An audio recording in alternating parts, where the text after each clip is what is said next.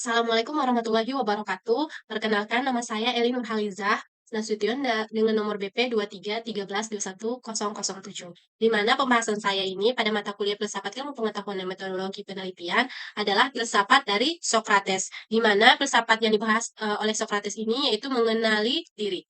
Nah, masuk kepada materinya. Nah, di sini ada biografi Socrates, di mana terdapat di sebelah kiri itu adalah gambar dari Socrates. Nah, Socrates ini, dia itu lahir sekitar 469 atau 470 sebelum Masehi di Demen Alopece, yaitu di kota Athena. Kemudian meninggalnya itu 15 Februari 399 sebelum Masehi. Jadi umur Socrates ini itu sekitar 71 tahun. Nah, di sini tuh, jadi Socrates adalah salah satu seorang filsuf dari Yunani, yaitu merupakan salah satu pemikir antroposentrisme yang hidup pada masa Yunani klasik. Di mana pemikiran filsafat Socrates ini tuh bertujuan untuk mengenal manusia dengan memahami alam semesta melalui teori. Nah, filsafat itu memang tidak diawali dari Socrates. Seperti yang kita ketahui, ada sebelum Socrates itu yang membahas tentang filsafat kosmosentris, di mana seperti ada Thales. Nah, tapi walaupun Socrates tidak yang mengawali filsafat ini, namun nanti karena Socrates ini mengubah cara pandangnya, maka akan membuat filsafat itu mempunyai cita rasa yang agak berbeda seperti yang kita kenal pada hari ini dan yang akan kita bahas selanjutnya. Di mana nanti akan dilanjutkan oleh muridnya yaitu Plato dan cucu muridnya Aristoteles. Nanti banyak orang yang bilang bahwa semua pemikiran-pemikiran filsafat yang kita kenal hari ini itu hanyalah catatan kaki saja dari tiga tokoh besar, guru murid dan cucu murid dari Socrates. Nah, maka itu sangat banyak kutipan-kutipan atau quotes-quotes dari Socrates yang menjadi catatan kaki untuk filsafat selanjutnya. Nah, di sini kita masuk kepada bagaimana sih cara berpikir Socrates itu sehingga mengubah cita rasa dari filsafat sebelumnya. Nah, filsafat-filsafat sebelumnya itu selalu fokus kepada kosmosentris. Nah, di sini Socrates itu menggeser orientasi berpikir pada zaman itu dari nalar atau cara berpikir kosmosentris menjadi ke antroposentrisme. Apa sih kosmosentris itu? Kosmosentris itu yang berpusat pada kosmos, yaitu berpikir tentang alam semesta. Nah, filsafat atau filsuf-filsuf sebelumnya itu berfokus mempertanyakan apa sih hakikat dunia ini, dari apa sih alam ini diciptakan, bahan-bahannya apa saja, dan begitulah seterusnya. Jadi, itu seperti bisa kita lihat dengan filsafat-filsafat dari Thales dan kawan-kawannya. Nah, bagi Socrates, ada yang lebih penting untuk dibahas, yaitu manusianya itu sendiri. Nah, sehingga yang awalnya orang itu hanya fokus membahas filsafat mengenai kosmosentris, yaitu membahas tentang alam dan dunianya, sekarang diubah dulu, lebih penting mengenali manusianya dulu. Ketika manusianya sudah mengenali dirinya sendiri, baru mudah mengarahkannya untuk mempertanyakan apa yang di sekitarnya, baik itu alamnya, baik itu kegiatannya, dan sebagainya. Karena itu, Socrates lebih memfokuskan untuk membahas tentang antropos, yaitu sentri antropos, di mana manusia sebagai sentral terpusatnya. Jadi dia menggeser pemikiran orang dari berpikir tentang kosmos atau alam semesta menjadi berpikir tentang manusia. Nah, begitulah cara berpikir Socrates. Kemudian alasan Socrates itu berpikir secara antroposentrisme. Di mana ada di sini kutipan ataupun perkataan dari Socrates. Nah, kutipan Socrates ini, di mana pada zamannya orang-orang yang memiliki ilmu atau pengetahuan itu selalu meminta bayaran untuk menyampaikan hal-hal yang dia ketahui. Nah, sedangkan Socrates, dia ingin memberikan filsafat atau dia ingin memberikan masukan-masukan kepada yang lain yang memberikan ilmu, dia itu tidak mengharapkan seperti apa yang diharapkan oleh kaum-kaum yang memberi kaum-kaum seperti kaum-kaum sofis pada zaman itu yang menyebarkan ilmu pengetahuan dengan cara harus dibayar. Nah, Socrates mengatakan saya tidak seperti itu. Di sini saya hanya ingin menetapkan diri untuk mempersembahkan kepadamu atau kepada semuanya apa yang dianggap dia itu sebagai layanan terbesar. Jadi tujuan Socrates itu hanya ingin mengajak orang-orang di sana untuk berpikir tidak terlalu memikirkan apa yang orang-orang lain punya dan hanya fokus kepada apa yang kita punya. Sehingga itu membuat kita itu menjadi diri yang lebih baik dan menjadi yang serasional mungkin. Jadi itulah maksud dari alasan berpikir Socrates mengajaknya lebih fokus kepada manusianya itu sendiri. Nah, di mana mengenai hal tersebut, Socrates memiliki sebuah quotes yang sangat menarik, di mana dia mengatakan, "It's not living that matters, but living the rightly." Di mana quotes ini mengatakan bahwa kenapa dia harus menggeser pemikiran kosmos itu menuju dengan antropos, karena supaya manusia itu tahu kalau hidup hanya sekedar hidup, banyak makhluk hidup, tidak hanya manusia, ada hewan, ada juga tumbuhan, mereka cuma makhluk hidup. Nah, kalau kita hanya sekedar hidup, hanya makan dan minum, dan hanya mengalir saja seperti kalau orang sekolah, kita sekolah, kalau orang kalau orang memakai baju kita hanya juga harus memakai baju, tidak. Semua itu memiliki alasan tertentu. Karena itu manusia diberikan keistimewaan oleh Allah Subhanahu wa taala memiliki akal budi. Nah, bagaimana cara manusia hidup bagaimana cara manusia hidup supaya berbeda dengan makhluk lainnya. Nah, karena itu pentingnya living rightly, di mana hidup yang benar. Nah, kunci dari gagasan Socrates ini adalah untuk mengajarkan kita living rightly, hidup yang benar, di mana untuk kata sederhananya berarti kita harus hidup dengan bijaksana. Nah, begitu. Selanjutnya, bagaimana sih supaya kita bisa hidup dengan bijaksana ataupun hidup dengan living rightly tadi, hidup dengan benar? Di sini ada wisdom of the life-nya, di mana yang pertama adalah know yourself. Pahami dirimu, kenali dasar-dasar apa yang ada di dalam dirimu untuk menjadi bijaksana. Kemudian masuk kepada extended lively, kemudian yaitu kontemplasi, refleksi, merenungi hidup. Renungi setelah kita kenal diri kita, baru kita renungi siapa kita, kemudian kita perbaiki jika ada yang salah, sehingga kita menjadi lebih istiqomah. Kemudian masuk kepada freedom atau self rule, di mana setelah kita kenal diri kita, sudah kita perbaiki, maka kita harus mampu mengendalikan diri kita. Nah, berarti kita harus tahu batasan diri kita, harus tahu tentang diri kita, sehingga kita mampu mengendalikan apa yang ada dalam diri kita. Misalnya contohnya, kita kenali diri kita, oh ternyata saya orangnya mudah marah. Dan ketika saya marah itu saya meluap-luap dengan sering berkata kasar. Nah, saya merenungi, pasti banyak orang yang sakit hati ketika saya marah menggunakan kata kasar. Dan saya mencoba untuk memperhalus kata-kata saya yang awalnya banyak mengucapkan nama-nama hewan atau mengucapkan kata-kata kotor. Saya lebih mengucapkannya dengan kata-kata yang baik, dengan memberikan kata-kata yang lebih baik lagi atau lebih lembut lagi. Nah, di situ sudah masuk expanded, sudah masuk ke word living. Jadi kita sudah memperbaiki kebiasaan kita tersebut. Nah, masuk kepada freedom. Kemudian kita harus mampu mengendalikannya. Nah, harus kepada siapa? Nah, harus ada kalanya kita harus tahu batasan kita marah. Misalnya tidak harus meluap-luap. Misalnya kalau untuk orang yang lebih tua daripada kita, lebih baik marah kita lebih dipendam dulu atau ditahan dulu. Nah, jadi kita sudah bisa mengendalikan diri kita. Nah, sehingga ketika kita sudah mempunyai tiga kualitas itu, uh, baru kita pasti akan paham tentang apa yang kita inginkan dan tahu mengapa kita menginginkan hal tersebut. Nah, maka dari situ artinya kita sudah bijaksana karena kita tidak hanya hidup hanya sekedar seperti makhluk hidup lainnya dan artinya kita tidak hidup dengan mengalir saja. Kita hidup dengan apa, kita tahu apa yang kita inginkan dan kita tahu mengapa kita menginginkan hal tersebut.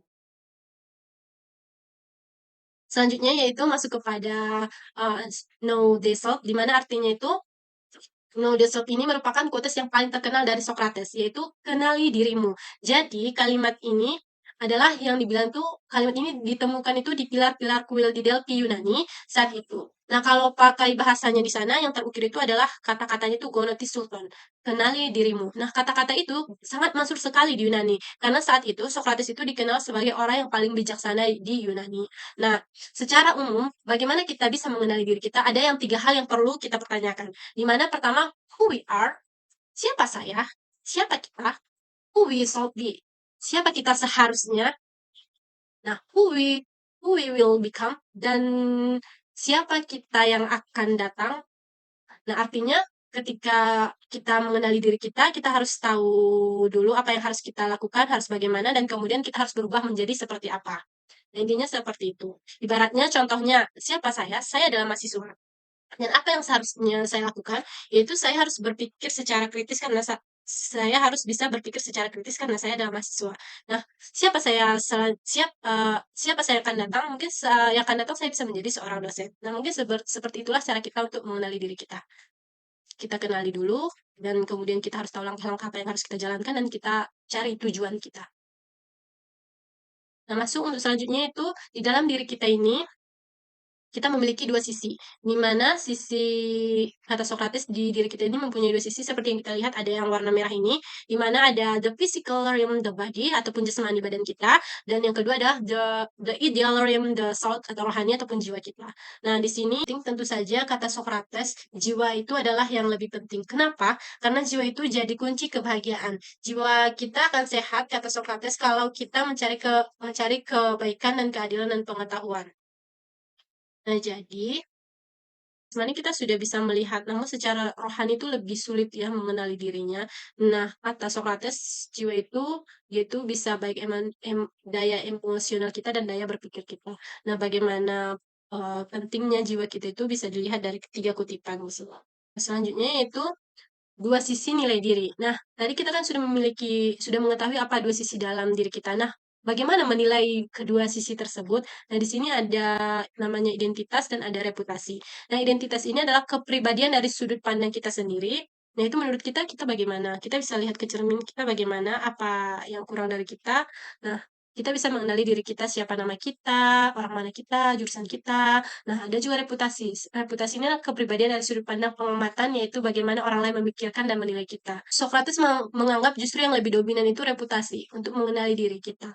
Kenapa? Karena kalau membaca diri kita sendiri itu kadang kurang valid. Karena tekanan ego yang sering kali tidak objektif ketika membaca diri kita. Kita tuh selalu merasa benar atau kita akan memberikan alasan-alasan mengapa kita melakukan kesalahan sehingga dianggap benar. Misalnya ketika kita eh, berbohong, itu kadang menyakiti orang lain, tapi menurut kita itu tidak salah gitu. Karena ada tekanan ego dalam diri kita. Nah, yang dimaksud Socrates itu maka dari itu kita perlu merenungi diri kita, tidak hanya untuk merenungi di kamar, justru kita interaksi dengan orang lain tuh sehingga mengungkapkan kita itu siapa. Jadi selanjutnya itu bagaimana sih kita supaya bisa lebih menafsirkan tadinya diri kita antara identiti dan reputasi tersebut supaya lebih mudahnya. Sini kita menggunakan teori dari Johari Windows. Ini disebut dengan gambar di atas itu disebut dengan teori Johari Windows supaya kita bisa mengenali diri kita itu di mana kata Johari Windows itu merupakan kata dari penemunya itu seorang profesor dari California University. Yang pertama namanya kata Joseph, yang kedua namanya Harry, sehingga dikatakan Johari Windows atau jendela Johari. Nah, kan itu ada kotak empat seperti jendela ataupun seperti Windows. Nah, penemuan ini menjadi ilustrasi untuk memudahkan pengenalan diri untuk versi Socrates. Mana di sini kita bisa lihat yang pertama itu ada open area. Open area ini berarti dia diketahui oleh diri kita sendiri, kemudian diketahui oleh orang lain. Nah, artinya misalnya kita tahu kalau kita ini adalah mahasiswa, orang lain juga tahu gitu. Nah, selanjutnya adalah hidden area. Hidden area itu berarti kita tahu tentang itu, namun orang lain tidak tahu. Artinya kita merahasiakan atau menyembunyikan sesuatu dari orang lain. Misalnya kita tuh punya kebiasaan ketika tidur, misalnya kentut. Nah, orang lain tuh tidak tahu, dan kita tahu. Jadi kebiasaan tersebut kita sembunyikan dari orang lain. Nah, kemudian ada yang blind spot di mana ada kepribadian kita itu kita tidak tahu tapi orang orang lain tahu. Jadi itu kepribadian seperti apa? Nah, itu adalah kepribadian yang masuk kategori apa tadi? Reputasi tadi. Karena kita tuh tidak tahu yang ada dalam diri kita tapi orang lain tahu gitu. Nah, maka dari itu kita perlu menerima masukan-masukan dari orang lain. Misalnya kita merasa ketika kita menyampaikan sesuatu itu sudah sangat dengan tepat, tapi menurut orang lain itu ternyata berbelit-belit. Jadi ketika kita menerima masukan dari orang lain tuh, kita mencoba menerima masukan misalnya, "Kamu kalau bicara lebih pelan ya, soalnya, saya tidak jelas mendengarnya." Jadi itu sudah sebuah masukan untuk kita, untuk menjadi cara berbicaranya untuk lebih, tidak berbelit-belit dan tidak terlalu cepat. Nah, karena itu ada juga kepribadian dalam diri kita itu yang unknown, di mana itu disebut dengan drug sport, di mana di sini, yang itu artinya kepribadian kita itu yang tidak kita ketahui dan tidak diketahui orang lain. Nah, itu kepribadian seperti apa? Nah, itu artinya itu adalah kepribadian yang kita tidak ketahui dan tidak diketahui orang lain. Nah, bagaimana supaya kita jadinya tahu? Salah satu jalannya itu untuk jalannya itu mengembangkan diri dan sehingga kita nanti mengatakan, "Eh, ternyata aku bisa ya," gitu. Contohnya, orang tidak akan pernah tahu kalau kita itu bisa menggunakan pemrograman dengan Java kalau kita tidak mengembangkan diri atau mencoba menggunakan pemrograman Java. Orang-orang tidak akan tahu kalau kita itu ternyata eee, bisa melakukan coding. Kita juga tidak tahu dari awal kita bisa ternyata melakukan coding atau membuat sebuah aplikasi. Orang tidak tahu dan kita juga tidak tahu. Namun setelah kita kuliah, kita akhirnya bisa, tahu, ternyata saya bisa yang membuat sebuah program, gitu. Mungkin itu. Selanjutnya, mengapa mengenali diri itu sulit dilakukan?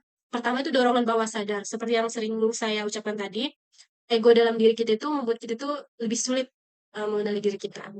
Kemudian ada juga tekanan dari luar, yaitu tekanan bisa jadi kita hanya melakukan sesuatu itu karena perintah atau paksaan dari orang lain, sehingga kita sulit mengembangkan diri kita. Nah, yang ketiga adalah diri, emosi, dan ambisi. Tentunya itu juga berpengaruh untuk mengendalikan diri itu. Kemudian ada juga keterbatasan pengalaman. Ketika kita kurang pengalaman, kita akan sulit menyesuaikan bagaimana ya berinteraksi kalau untuk orang-orang yang seperti ini, bagaimana ya saya, bisa berbicara kalau untuk orang-orang yang lebih muda dengan saya, kalau berbicara untuk dengan orang-orang yang lebih tua daripada saya, bagaimana ya cara saya berkomunikasi dengan seumuran saya. Nah, kalau kita kurang pengalaman itu bisa saja kita menyamaratakan semuanya, sedangkan berkomunikasi itu harus, disesuaikan dengan siapa pendengarnya.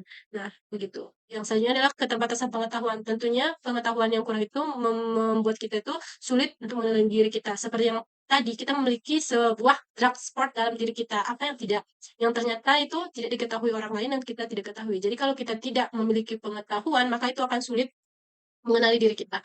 Ada juga kerumitan situasi, karena misalnya kita stres atau terlalu banyak pikiran, itu juga membuat kita lebih sulit untuk mengenali diri kita. Nah, selanjutnya itu adalah, bagaimana sih cinta tanpa tanpa pengenalan diri? Ketika kita tidak kenal dengan diri kita, bagaimana urusan kita dalam percintaan. Nah, kita itu dapat salah memilih pasangan atau teman yang berusaha dekat dengan orang yang tidak cocok dengan kita karena kita tidak mengerti kebutuhan kita sendiri. Kita juga mengalami ketergantungan pada orang lain, gagal mengungkapkan atau menjelaskan perasaan kita, tidak dapat mengantisipasi dan mengenali perasaan kita, bahkan kita akan dikendalikan oleh masa lalu sehingga kita sering merespon peristiwa di sini dan saat ini hanya menuruti pola yang ada sejak masa kanak-kanak di kepala kita atau berdasarkan secara emosional kita. Nah, bagaimana kalau kita kerja tanpa mengenali diri kita terlebih dahulu? Ketika kita belum mengenali diri kita terlebih dahulu, maka kita itu tidak terlalu jelas tentang ambisi dan keinginan. Kita sebenarnya tidak tahu arah tujuan kita itu sebaiknya ke mana tujuan kita. Nah, kehilangan banyak peluangnya tentunya. Misalnya kita karena yang populer misalnya pekerjaan admin, sebenarnya kita tuh diri kita ini cocoknya itu di bidang pemrograman, karena kata orang pemrogramannya itu jadi programmer itu sulit, jadi kita ambil admin. Sehingga kita tuh orangnya introvert atau tidak cocok berkomunikasi. Nah, itu membuat kita salah memilih peluang. Sehingga kenapa ya ketika saya bekerja tidak diterima, nah karena kita salah memilih peluangnya. Jadi yang selanjutnya adalah menghabiskan waktu untuk melakukan sesuatu yang tidak sesuai, ya. Ketika kita salah pilih gitu, jadi sia-sia. Yang selanjutnya itu menjadi menjadi sangat depresif, menolak mempercayai siapapun atau terlalu bersemangat untuk menyenangkan siapapun. Ketika kita tidak mengenali diri kita, kita hanya ingin melakukan sesuatu karena kita ingin menyenangkan sesuatu, karena kita hanya ingin menyenangi orang lain, misalnya karena tuntutan dari keluarga gitu, bukan karena bakat yang kita miliki. Kemudian ada juga terjebak rutinitas dan menjadi seperti kata di dalam tempurung. Nah, bagaimana, hidup sosial kita itu ketika kita belum mengenali diri kita, artinya kita itu tidak sadar ekspresi diri kita mungkin terlihat sombong atau dingin atau cari perhatian, pemalu, ragu-ragu, atau pemarah. Seperti yang tadi, kita sebenarnya tidak berniat untuk selalu memarahi semua orang. Mungkin tipe kita pemarah, tapi maka dari itu kita harus bisa mengenali diri kita supaya kita bisa memperbaikinya, merenunginya, kemudian, kita bisa mengendalikan diri kita. Nah, itu juga dapat menyebabkan kita kesepian, itu rasanya orang sulit mengerti kita dan hidup hanya untuk orang lain saja. Dan juga kita akan menjadi orang yang kesulitan berempati. Nah, dari pengenalan diri itu, setelah kita kenal diri kita itu, barulah kita harus bisa menguasai diri kita. Di mana enkritia adalah penguasaan atas diri sendiri, terutama dalam kaitan dengan kesenangan dan derita, keletihan dan dorongan insting dan perasaan, di mana enkritia ini merupakan penguasaan atas animalitas diri. Kemudian yang selanjutnya itu libertas, yaitu kekuasaan rasionalitas atas animalitas. Yang ketiga adalah autarsia, orang yang tahu batasan dengan ciri kemandirian terhadap dorongan badani melalui pengontrolan oleh nalar atau fisik, menjadikan nalar satu-satunya sebagai alat sebagai mencapai kebahagiaan. Nah, sebelum melakukan sesuatu, kita selalu memikirkannya terlebih dahulu. Pengenalan diri itu menuju pembentukan diri. Nah, karena kalau kita sudah kenali diri, maka kita akan menguasai diri kita. Setelah kita kuasai diri kita, maka kita akan menjadi pembentukan diri kita. Nah, sehingga idealnya kita mimpikan, kita memiliki tujuan. Setelah kita menguasai diri kita itu, kita akan memiliki tujuan, kemudian peran yang kita mainkan. Peran yang kita mainkan mungkin di sini mungkin saya sebagai mahasiswa gitu. Saya sudah tahu saya sebagai mahasiswa dan tujuan saya sudah tahu dan apa yang peran yang harus saya lakukan dan dia itu sudah mengetahui step by step atau proses yang perlu dia jalani itu seperti apa. Kemudian pembandingan pembandingan dengan orang lain. Dia juga sudah bisa membandingkan diri dia dengan orang lain, "Oh, ternyata saya seperti ini ya, kalau bersama dengan ini. Nah, mungkin saya lebih cocok dengan orang yang pemikiran seperti ini." Dan dia sudah bisa menentukan, bagaimana cara dia bersosialisasi, bagaimana cara dia berbicara dengan orang yang seperti ini, dan dia sudah bisa menempatkan posisinya. Nah, ada juga pengalaman pengalaman kesuksesan dan kegagalan, di mana pembentukan itu memang kadang kegagalan itu juga dapat membentuk diri kita menjadi, orang yang lebih baik lagi. Ada juga penilaian dari orang lain, mendengar masukan-masukan dari orang lain itu juga merupakan pembentukan diri kita. Dan ada juga budaya, budaya itu juga ketika dalam sebuah daerah itu, misalnya di budaya Minang, misalnya itu di situ kan ada Katunan Ampe, di mana diajarkan bagaimana sih kita berbicara dengan yang lebih tua, berbicara dengan yang lebih muda, berbicara dengan yang lebih kawan sejawat gitu. Nah, dengan yang itu kan berarti kita sudah diajarkan di budaya sehingga itu membentuk diri kita. Nah, di sini ada quotes dari Socrates di mana unended life is not worth living. Di mana kata Socrates hidup yang tidak diuji itu hidup yang tidak berharga untuk dihidupi. Jadi hidupmu itu harus ditanyakan terus supaya jelas bahwa kamu memang benar-benar berpegang pada kebenaran dan pada kebaikan. Banyak orang yang tidak berani mempertanyakan yang diyakininya sekarang kalau memang yakin benar atau salah. Istilah ujilah hidup ini terkenal sekali dengan rumus triple filter dari Socrates. Artinya tadi kan kita sudah kenali diri kita, menguasai diri kita, kemudian kita sudah membentuk diri kita. Nah, kalau sudah yang ketiga ini baru kita masuk kepada menguji hidup kita itu, menguji diri kita. Nah, di sini ada 3 hal yang paling penting kata Socrates di mana, perlu kita pertanyakan, apakah itu sudah benar, apakah sesuatu itu sudah baik, dan apakah sesuatu itu sudah penting. Ya, ada 3 hal. Di mana di sini, kutipan Socrates itu it it is true, is the kind, or it is the necessary. Di mana teori ini nanti dikenal sebagai triple filter 3 lapis penyaring. Di mana kita sebagai manusia itu hari ini membutuhkan ini setiap kali ada orang yang memberikan kita informasi atau pertanyaan. Apa-apa itu harus coba tanyakan 3 hal ini ketika mendengar informasi atau pernyataan. Dan informasi ini itu, misalnya informasi ini benar benar nggak sih atau tidak, kalau lolos dari saringan pertama, baru ajukan kedua. Pernyataan tadi atau informasi tadi itu baik nggak sih? Atau baik atau tidak sih? Gitu. Jika lolos dari saringan kedua, baru tanyakan lagi, apakah informasi tadi itu sebenarnya itu penting atau tidak? Nah, karena ada kalanya sesuatu itu benar, tapi tidak baik untuk disebarkan, dan tidak baik juga untuk diungkapkan kemana-mana. Ada juga kalanya sesuatu itu benar dan baik, tapi tidak penting gitu, tidak penting untuk dibicarakan. Dan ada juga banyak hal lain yang lebih penting, kita tidak tahu atau tidak tahu apa-apa tentang itu. Nah, jadi coba filter dengan 3 ini dipakai. Hari ini kan banyak pelajaran-pelajaran literasi digital. Nah, kata-kata triple. Nah, dengan triple filter 3 lapis dari Socrates ini itu membuat kita itu terhindar dari penyebaran-penyebaran hoax di internet atau penipu-penipuan yang biasanya kita tuh sering orang-orang tuh sering memposting-posting, oh ya ternyata itu ya. Jadi sebelum kita ikut serta menyebarkan menyebarkan hoax itu, kita perlu menanyakan 3 hal itu. Apakah itu benar? Dan apakah kata-katanya itu sudah baik? Dan apakah ini penting untuk disebarkan? Nah, itu perlu dipertanyakan.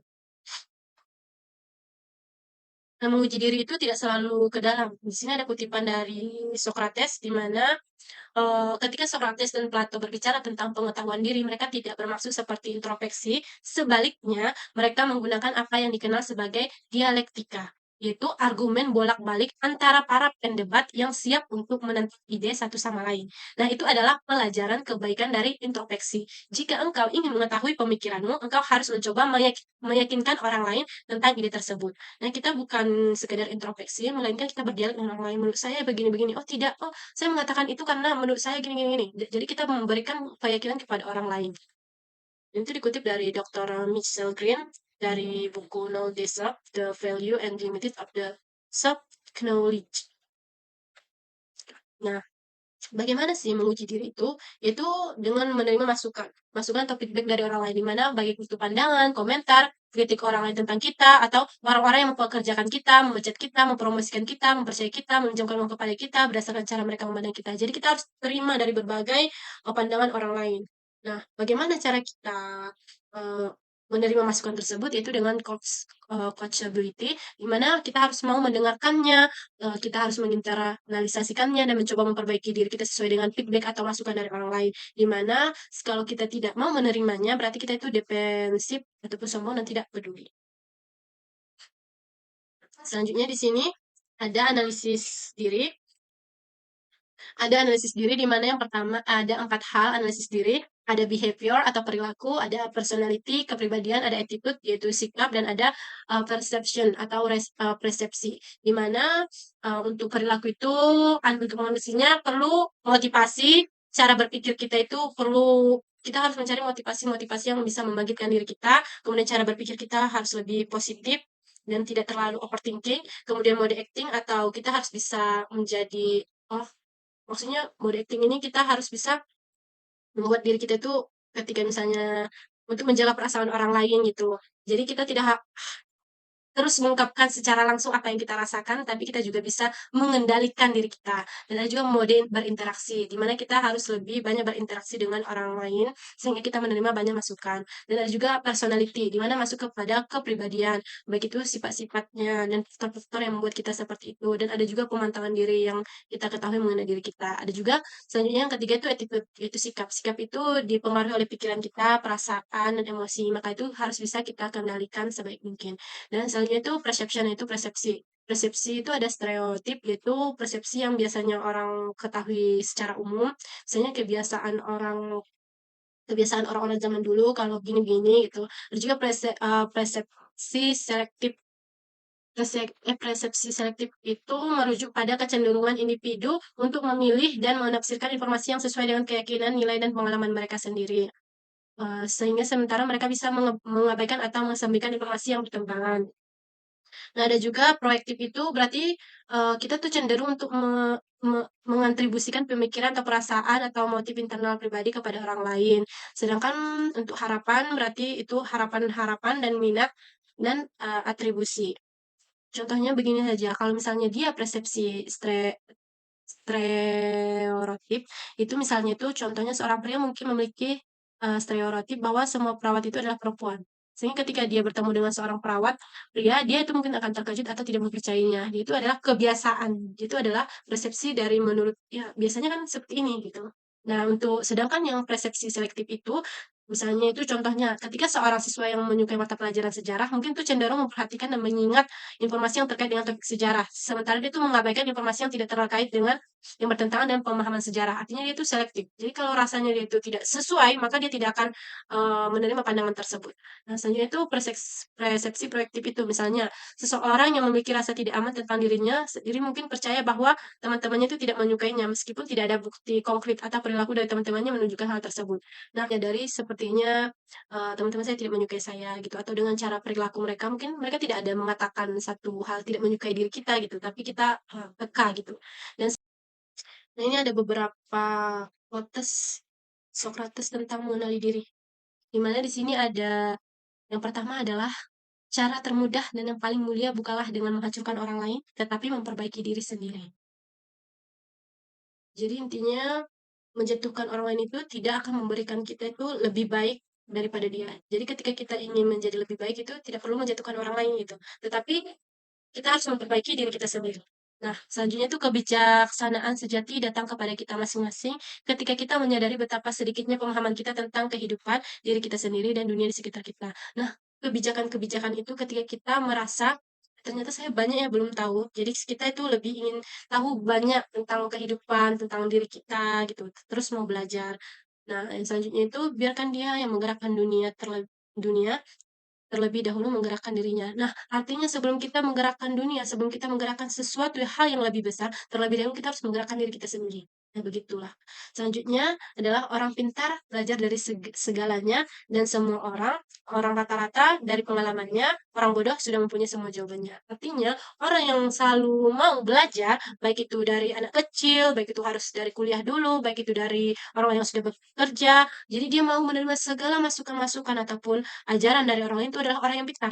Sedangkan orang yang rata-rata, orang yang hanya mau menerima masukan itu ketika dia sudah mengalaminya, ketika dia sudah menjalankannya, oh ternyata begini. Nah, itu adalah orang yang rata-rata. Sedangkan orang yang bodoh itu orang yang tidak mau menerima pendapat dari orang lain atau tidak mau menerima masukan dari orang lain dan dia juga tidak mencari pengalamannya sendiri dan itu disebut dengan orang yang bodoh karena dia merasa, "Wah, saya itu sudah bisa, saya itu sudah tahu," gitu. Nah, yang terakhir adalah semakin besar kesulitannya, maka semakin besar pula kemenangan dalam mengatasinya. Jadi intinya ketika, kita merasa banyak kesulitan menghampiri kita, maka percayalah bahwa kemenangan yang kita akan dapat itu lebih besar juga. Kesimpulannya itu adalah penting kita pelajari pertama-tama adalah diri kita sendiri, dan situlah kunci kesuksesan, keberhasilan, kebahagiaan apapun yang kita raih. Tanpa pengenalan diri, bahkan cinta, kerja, hidup bersama akan menemukan banyak kendala. Yang dapat saya sampaikan, salah dan jangannya saya mohon maaf. Assalamualaikum warahmatullahi wabarakatuh.